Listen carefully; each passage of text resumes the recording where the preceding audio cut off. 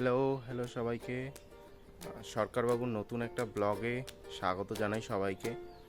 আর আজকে তোমাদের জন্য একটা সারপ্রাইজ আছে। আজকে একটা জায়গায় যাচ্ছি, কোথায় যাচ্ছি সেটা সারপ্রাইজই রইল, গিয়ে কথা হচ্ছে। আর এই হচ্ছে আমার গাড়ি, এখন গাড়ি করেই যাব। চলো গিয়ে কথা হচ্ছে।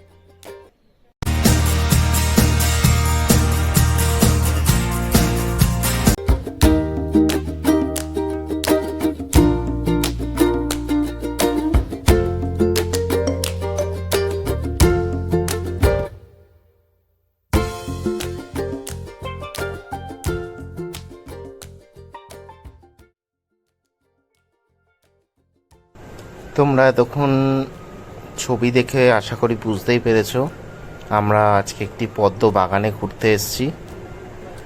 ঠিকই তাই, আজকে একটি পদ্ম বাগানে ঘুরতে এসেছি। আমরা এতদিন জানতাম যে পদ্ম ফুল শুধুই মাত্র বোধহয় পাঁকে হয়, কোনো পুকুরের পাঁকে পদ্ম ফুল হয়। কিন্তু এখন সেই পদ্ম ফুলই যদি তোমার বাড়িতে ছাদে গামলায় ফোটে তাহলে কেমন লাগবে বলো তো। ঠিকই তাই, আমরা আজকে এসছি একটি পদ্ম বাগান, যেটি কিনা ছাদে করা হয়েছে। বিভিন্ন ভ্যারাইটির পদ্ম গাছ রয়েছে এখানে, প্রচুর প্রচুর গাছ। এবং এখানে তোমরা এলে মানে জাস্ট মুগ্ধ হয়ে যাবে, যেহেতু আমাদের জাতীয় ফুল পদ্ম ফুল, তো এইটার প্রতি আমাদের সবারই একটি আলাদাই আকর্ষণ থাকে। ঠিক সেই রকমই আমারও একটি আলাদাই আকর্ষণ রয়েছে এই পদ্মের ওপরে। তো সেই সূত্রেই আমার এই পদ্ম বাগানে আসা, কারণ আমি কয়েকটি পদ্ম গাছ নিয়ে যাব বাড়িতে এবং কয়েকটি পদ্ম গাছ শুরু করব, পদ্ম চাষ করা শুরু করব। আমার বাগানে দেখি যদি পদ্ম গাছ পদ্ম ফুল ফোটাতে পারি, সেই কারণেই আসা। জায়গাটি হচ্ছে বেলঘড়িয়া। জায়গাটি তোমাদের আমি সম্পূর্ণ অ্যাড্রেসটি দিয়ে দিচ্ছি।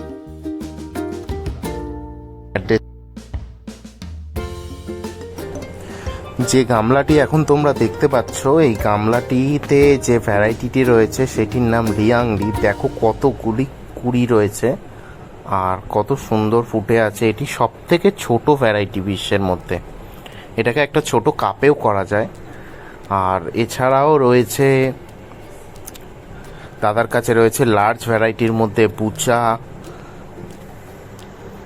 Green Apple. আর এইটি যেটি দেখতে পাচ্ছ এইটি হচ্ছে পিঙ্ক ক্লাউড। বাট ফুলটি ওয়েদারের জন্য খুব ভালোভাবে ফুটতে পারেনি, কারণ যেহেতু প্রচণ্ড গরম রয়েছে পদ্মের এখন কিন্তু খুব সমস্যা হচ্ছে, যেটি আমাকে দাদা বললেন। এটি যেটি এখন দেখছো তোমরা, এইটি হচ্ছে জল গোলাপ।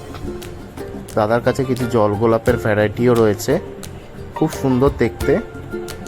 জল গোলাপও বোধহয় দাদা বিক্রি করেন।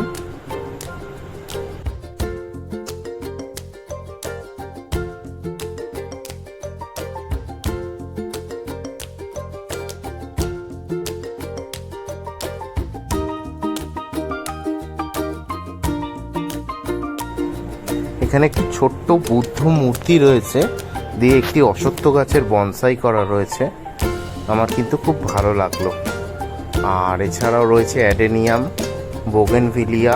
মানে দাদার ছাদে যে শুধুমাত্র পদ্ম গাছ আছে তা নয়, কিন্তু বোগেনভিলিয়া রয়েছে, প্রচুর লঙ্কা গাছ রয়েছে, অ্যাডেনিয়াম রয়েছে এবং কিছু বনসাইও রয়েছে বট অশ্বত্থ গাছের।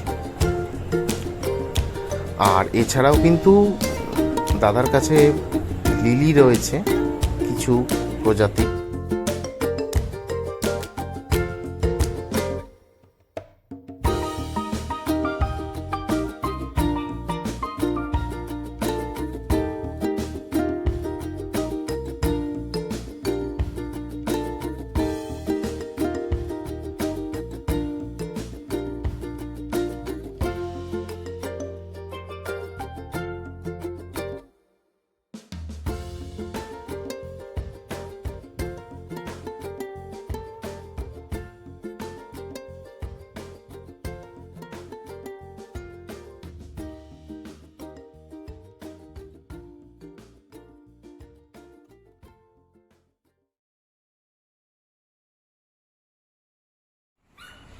তো এখন আমরা দাদার কাছ থেকে কিছু শুনে নিই পদ্ম গাছ সম্পর্কে, কারণ যেহেতু আমিও কিছু পদ্ম গাছ নিয়ে যাচ্ছি বাড়িতে লাগাবো, তো সেই কারণে কিছুটা জেনে নেওয়া যাক দাদার কাছ থেকে কিভাবে পদ্ম তৈরি করা যায়। তোমরা শুনতে থাকো। আমি মিরাকেল অ্যাকোয়াটিক নার্সারির পক্ষ থেকে রাহুল মৈত্র বলছি। তো পদ্ম সম্পর্কে দু চার কথা প্রথমে বলা উচিত যে পদ্ম গাছ আমরা লাগাবো কেন। পদ্ম গাছ আমরা লাগাই এই জন্য যে পদ্ম গাছ একটি লো মেনটেনেন্স প্ল্যান্ট, খুবই ভালো গাছ, এটাতে কোনো খাটনি হয় না। সবচেয়ে বড় কথা, এখন আমাদের বাগান করতে গেলে যেটা সবচেয়ে বেশি ফেস করতে হয় সেটা হচ্ছে পেস্টিসাইড।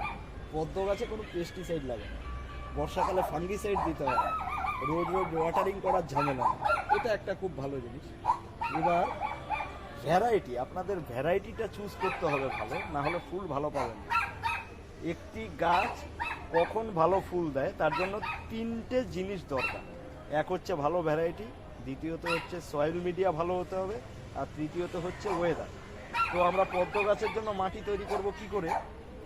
আমরা 80% নেব নর্মাল গার্ডেন সয়েল, 20% নেব ভালো কোয়ালিটির ভার্মি কম্পোস্ট, আর এই রকম সাইজের গামলা, মানে 22 ইঞ্চি কি 18 ইঞ্চি সাইজের গামলার জন্য 1 মুঠো দেবো বোন ডাস্ট, 1 মুঠো নিমখোল, 1 মুঠো শিংকুচি।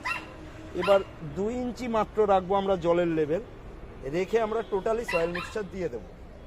দেওয়ার পরে 3 দিন থেকে 4 দিন আমার টোটাল ইউনিটটা ভিজবে। তারপর মাটি হাত দিয়ে চটকে ভালো করে আমরা কাদা করে নেব। কাদা করে নেওয়ার পরে আমরা পদ্মের টিউবার বসাবো। যদি ওয়েদার ভালো থাকে 1 মাসের মধ্যে গাছ আমাদের ফুল দেবেই দেবে, এই হচ্ছে ব্যাপার।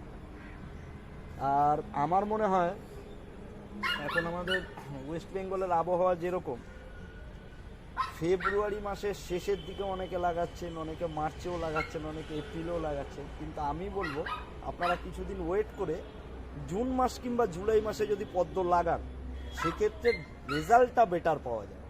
এতে হয় কি, এই অত্যাধিক যে রোদের তাপ, সেই তাপটার জন্য গাছের কিছু সমস্যা হয়। এই যে এগুলো যে দেখা যাচ্ছে, এগুলো হচ্ছে গাছের পাতায় কিন্তু সানবার্ন। প্রখর রোদে মানুষ থাকতে পারছে না, এই গাছগুলো থাকবে কি করে? সুতরাং আমার মনে হয় জুন জুলাই মাসে গাছ লাগালে পরে গাছের এই রকম পাতার বাহার যেমন পাবে, এই রকম ফুলের শোভাও দেখা যাবে।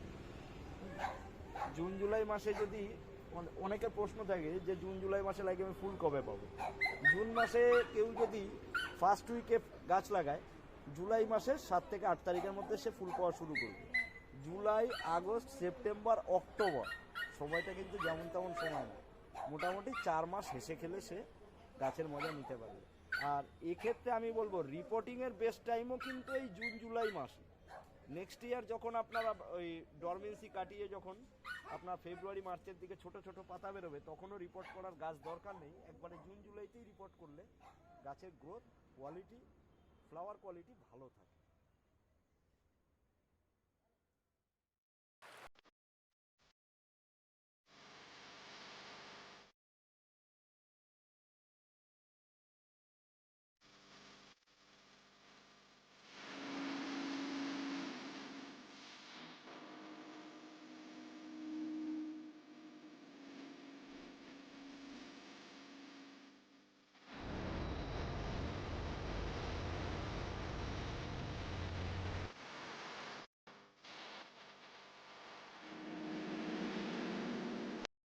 আচ্ছা, তাহলে যদি ধরুন আমি গাছটা লাগালাম, তারপরে তারপরে কি আর, যেমন আমাদের ডাঙার গাছে আমাদের যেমন খাবার দিতে হয় প্রতিনিয়ত, ধরুন 15 দিন 1 মাস অন্তর খাবার দিতে হয়, এতেও কি খাবার দিতে হয়?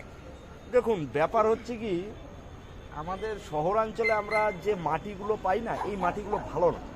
ম্যাক্সিমাম মাটি বেলে দোআঁশ মাটি, সব কনস্ট্রাকশন সাইডের মাটি। তো এই মাটিগুলোতে খাবার অবশ্যই দিতে হয়, কিন্তু প্রকৃত ভালো মাটি যদি মাঠের মাটি পাওয়া যায়, কিংবা কারো বাড়িতে যদি পুরনো গার্ডেন সয়েল থাকে, তাতে আহামরি খাবার দিতে হয় না। ভার্মি কম্পোস্টটা হচ্ছে স্লো রিলিজ ফার্টিলাইজ। এবার আমরা যে নিমখোল, শিংকুচি, বোনডাস দিচ্ছি, তার মধ্যে থেকেও খাবারের ডেফিসিয়েন্সি এদের কিছুটা চলে যায়। আর আদারওয়াইজ আমরা খাবার দিতে পারি মাসে, হয়তো দেখা গেল এরকম সাইজের গামলার জন্য মাসে একবার চা চামচের হাফ চামচ আপনার 10-26-26 হোক কিংবা 1 চামচ সিভিড হোক, এগুলো আমরা দিতে পারি। কিন্তু খাবার কখনো বেশি হলে চলবে না। খাবার বেশি হয়ে গেলে গাছ কিন্তু আবার টিউবার তৈরি করার দিকে ঝুঁকবে, সেক্ষেত্রে কিন্তু ফুল পাবেন না। সুতরাং খাবার দিতে হবে মেপে। এই যেমন ধরুন এই গাছটায় আমরা এরিয়াল লিফ হিসাব করে আমরা খাবার দেবো। এটি একটি মিডিয়াম টু লার্জ কাল্টিভার, এই ভ্যারাইটিটার নাম হচ্ছে বুচা। এখানে আমার এরিয়াল লিফ আছে 1, 2, 3, 4, 5, 6। আমি 6টা এরিয়াল লিফ যদি ধরি তাহলে আমার এখানে আমি 1.5 থেকে 2 চামচ মতো আমি সিভিড দিতে পারবো, আর 1 চামচ মতো আমি দিতে পারবো 10-26-26। কিন্তু এখানে বলা বাহুল্য যে হয় সিভিড দিন নয় 10-26-26 দিন, দুটো জিনিস কিন্তু একসাথে দেওয়া যাবে না। দুটো জিনিস একসাথে দেওয়া যাবে না। এছাড়া পদ্ম গাছ খুব কম খাবারেও চলে যায়। হয়তো আপনি যেরকম রেজাল্ট আশা করছিলেন সেরকম হয়তো পাবেন না, কিন্তু যদি মাটির কন্ডিশন ভালো হয় তাহলে সত্যিই ভালো ফুল দেয় আর এরকম পাতার শোভাও দেখা যায়। এই একই ভ্যারাইটি যদি বাজে মাটিতে লাগান তার রেজাল্ট কিন্তু এরকম হবে। একই দিনে লাগানো গাছ, এটির গ্রোথ ভালো, এটির গ্রোথ খারাপ। তার কারণ হচ্ছে সয়েল মিডিয়া। যে কোনো গাছ তৈরিতে আপনার সয়েল মিডিয়াটা কিন্তু সবচেয়ে বড় ফ্যাক্টর। সয়েল মিডিয়াটা যদি আপনি মেনটেন না করতে পারেন, আপনি গাছে কিন্তু যত ভালোই ভ্যারাইটি হোক না কেন আপনি সেরকম রেজাল্ট পাবেন না। আর নতুন, যেহেতু আমিও নতুন শুরু করছি পদ্ম, তো নতুন হিসাবে যদি কেউ শুরু করতে চায় তাহলে আপনি কোন ভ্যারাইটি সাজেস্ট করবেন? কারণ দেখুন, আমি ভ্যারাইটির ব্যাপারে কিছু জিনিস বলি। যারা নতুন বাড়িতে পদ্ম গাছ করছেন, আমার মনে হয় বেস্ট ভ্যারাইটি হচ্ছে লিয়াংলি আমেরিকানেলিয়া। এটা এই দুটো ভ্যারাইটি দিয়ে হাত পাকান, তারপর যে কোনো ভ্যারাইটির দিকে যান। আর ট্রপিক্যাল ভ্যারাইটিগুলো স্টার্টিং লেভেলে না করাই ভালো। প্রথমে হার্ডি ভ্যারাইটি দিয়ে শুরু করুক। ট্রপিক্যাল ভ্যারাইটির কিছু ঝামেলা রয়েছে। কিছু ঝামেলা বলতে, ট্রপিক্যাল ভ্যারাইটি প্রথম দিকে ইনিশিয়ালি গ্রোথটা যে হয় একটু স্লো হয়, আবার হার্ডি ভ্যারাইটি গাছ লাগাবার পরের দিন থেকে বাড়তে শুরু করে। সুতরাং ট্রপিক্যাল ভ্যারাইটি বুঝতে গেলে আপনাকে আগে হার্ডি ভ্যারাইটি করে হাত পাকিয়ে নিতে হবে। ট্রপিক্যাল ভ্যারাইটির মধ্যে ম্যাক্সিমাম ভ্যারাইটি যথেষ্টই ফুল দেয়, ভালো ফুল দেয়। আর হার্ডি ভ্যারাইটির মধ্যে লিয়াংলি, আমেরিকানেলিয়া আর হাতে গোনা 2-1টি ভ্যারাইটি ছাড়া হার্ডি ভ্যারাইটিতে কিন্তু ভালো ফুল খুব একটা পাওয়া যায় না।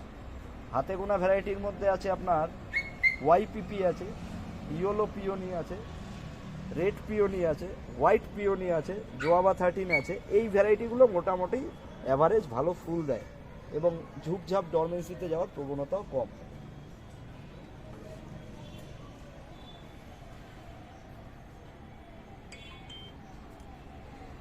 আর আপনার বাড়িতে যদি কেউ আসতে চায় কি করে আসবে সেটা একটু বলে দিন। দেখুন, আমার বাড়িতে আসতে গেলে, আমার বাড়ি খুব ভালো একটা জায়গায়। আমাদের বাড়ির কাছে রয়েছে আপনার বেলঘরিয়া এক্সপ্রেসওয়ে। আমাদের বাস স্টপের নাম হচ্ছে মাঠকল। আর মেট্রো স্টেশন পাচ্ছি আমরা দুটো, একটা নোয়াপাড়া, একটা পাচ্ছি বড়ানগর। আর ট্রেন স্টেশন পাচ্ছি আমরা দুটো, একটা পাচ্ছি বেলঘরিয়া, একটা পাচ্ছি দুর্গানগর। হ্যাঁ, তো সুতরাং এখান থেকে আসলেই আপনারা, আর আমার তো ফোন নাম্বার তো থাম্বনেলে দেওয়াই থাকবে, আপনারা দেখে আসতে পারেন। ঠিক আছে, আমি দাদার ফোন নাম্বার দিয়ে দেবো। তোমরা যারা যারা চাও দাদার কাছ থেকে টিউবার নিতে, দাদার কাছ থেকে টিউবার সংগ্রহ করে নিও, আর খুব রিজনেবল প্রাইসে পাবে। খুব সুন্দর বাগানটা। আজকে আমিও কিছু টিউবার নিয়ে যাব দাদার কাছ থেকে, তারপরে তোমাদের সঙ্গে বাড়িতে গিয়ে দেখা হচ্ছে। চলো, আজকে ব্লগটা এখানেই শেষ করছি।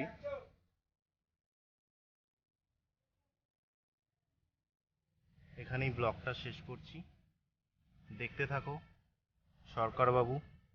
আর যদি ভালো লাগে ব্লগটা তাহলে অবশ্যই চ্যানেলটাকে সাবস্ক্রাইব করে দিও আর লাইক করো। লাইক এবং সাবস্ক্রাইব করলে কি হয়, আমারও উদ্যম জাগে যে নতুন নতুন কন্টেন্ট আনার, নতুন নতুন ভিডিও করার। তো অবশ্যই চ্যানেলটাকে লাইক অ্যান্ড সাবস্ক্রাইব করে দিও। তাহলে চলো, আজকের মতো এখানেই আমি এই ভিডিওটি শেষ করছি। দেখা হচ্ছে আবার পরের ভিডিওতে।